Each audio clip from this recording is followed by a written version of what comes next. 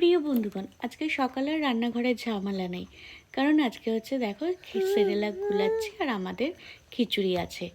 তো রান্নাঘরে আর কোনো সমস্যাই রইলো না। আর প্রত্যেকটা সংসারেই জানো তো, যাই যাই হোক, কি শাশুড়ি বৌমা হোক, রান্নাঘর নিয়েই অশান্তি। কারণ রান্নাটা না কেউ করতে ভালোবাসে না, সবাই চায় যে কেউ করে দেবে আর হচ্ছে আমরা বসে বসে সেটা পাবো। কিন্তু সেটা তো সম্ভব না।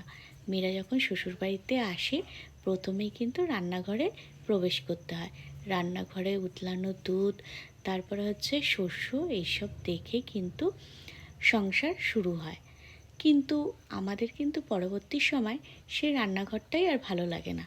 কারণ রান্নাঘর থেকে না কতক্ষণে বেরোতে পারলে মনে হয় সব থেকে বেশি আনন্দ।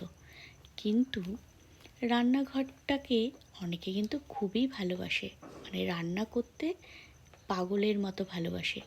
তারা কিন্তু পরবর্তী সময় খুব সুখী হয় এবং প্রচুর কিন্তু ধন সম্পত্তি অধিকারী হয়। তো আমরা এখন বেরিয়েছি একটু রাস্তায়। দেখো, রাস্তায় বেরিয়ে দাদুর সাথে দেখা হয়েছে। দাদুর কিন্তু এত বয়স হয়েছে, তবুও বাড়ি বাড়ি দুধ দেয়। কিন্তু অনেকেই আছে একটু বয়স হলেই আর কোনো কাজ করতে পারে না, তখন ছেলের বৌমাকে দিয়ে সব কিছু করায়। আর দাদু কিন্তু ছেলের বৌমাকে খুব ভালোবাসে। আর দাদুর সাথে আমাদের পরিচয় হয়ে খুব ভালো হয়েছে, কারণ আমরাও অনেক কিছু শিখেছি, অনেক কাজ করার উৎসাহ পাই। আর এই দেখো, আমরা এখন একটা মুদি দোকানে চলে এসেছি, কারণ সকালবেলা একটু বাজার করতে হবে মুদি দোকান থেকে, তো সেই কারণেই এখানে এসেছি। আর কি বলতো, আমরা সবাই কিন্তু বাইরে একটু বেরোতে ভালোবাসি। আর আমাদের কিনা রান্নাঘরে সারাদিন থাকতে হয়। রান্না করা, বাসন মাজা, সেটা পরিষ্কার করা, এইসব করতে করতেই সারাদিন যেন কীভাবে আমাদের চলতে হয়। সে যাই হোক, আর অনেকেই কিন্তু রান্নাঘরটাকে এত ভালোবাসে, এত পরিষ্কার পরিচ্ছন্ন করে রাখে, তারা কিন্তু পরবর্তী সময় অনেক অনেক বড়লোক হয়। তাদের হচ্ছে প্রত্যেকটা উপায়ে পয়সা কিভাবে রোজগার করতে হয় সেটা কিন্তু খুব সহজেই তারা জেনে ফেলে। আর রান্নাঘরে কী বলতো, মাছ ধোয়া, সবজি ধোয়া, সেইগুলো পরিষ্কার করা, রান্না করা, এইগুলো সারা দিন করতে করতে কিন্তু প্রায় 3-4 ঘন্টার ব্যাপার। কিন্তু অতক্ষণ রান্নাঘরে থাকতে কি কারোর ভালো লাগে? মনে হয় কতক্ষণে রান্নাটা শেষ হবে আর আমরা কিন্তু রান্নাঘর থেকে বেরোবো।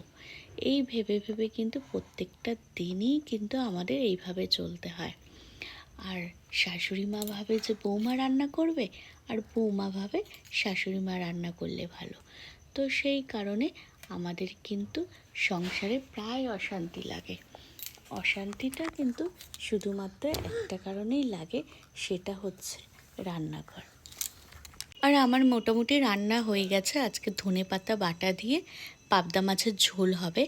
তো দেখো, ঝোলটা হয়ে গেছে। একটু ধনেপাতার বাটার ঝোলটা না এই সময় সবাই খুব ভালোবাসে। আর এই করতে করতে দেখো আমার রান্নাও হয়ে গেছে। আর রান্নাটা হয়ে গেলে কিন্তু আমি এখন রান্নাঘর পরিষ্কার করে নেব। রান্নাঘর পরিষ্কার করতে প্রায় আমার 30 মিনিট লাগে, কারণ দেয়াল মুছতে হবে, কৌটাগুলো ধুতে হবে। তো এই করে করে আমার রান্নাঘর পরিষ্কারটা হয়ে গেলে কিন্তু মোটামুটি কাজকর্ম হয়ে যাবে। তারপরে বাসন মাজা আছে, এইগুলোও করতে হবে। আর এই দেখো, আমি কিন্তু এখন বাসনটা পরপর মেজে নেব, কারণ বাসন মাজা নিয়েও কিন্তু সংসারে কম অশান্তি লাগে না। কারণ বড় যা ভাবে ছোটো যা বাসন মাজবে, ছোটো যা ভাবে বড় যা বাসন মাজবে। এর থেকে ভালো একটা কাজের লোক রেখে নিলেই ভালো, তারও গরিবের সংসারটাও চলে আর ঘরের মধ্যে অশান্তিও লাগে না। রান্নাঘরে এঁটো বাসন কোসন রাখা একটুও ভালো না, এটা অনেক ভিডিওতেই দেখেছি। তাই আমিও রান্নাঘরে কিন্তু এঁটো বাসন সঙ্গে সঙ্গে মেজে নিই, এতে কিন্তু অনেক উন্নতি হয়েছে। আর এখন জামা কাপড়গুলো কাচতে চলে এসেছি। আর কি বলো তো, সারাদিন সকাল থেকে না এখন প্রায় বিকেল হয়ে গেছে, জামা কাপড় কাচতে এসেছি। কারণ রোজগারের কাজটা রোজগার না করলে না পরের দিন হচ্ছে ভীষণ অসুবিধা হয়। তাই আজকে বিকেলের মধ্যে আমার কিন্তু ঘরের সব কাজ হয়ে গেছে। এখন এইগুলো ছাদে মেলে দিলেই কিন্তু কমপ্লিট হবে।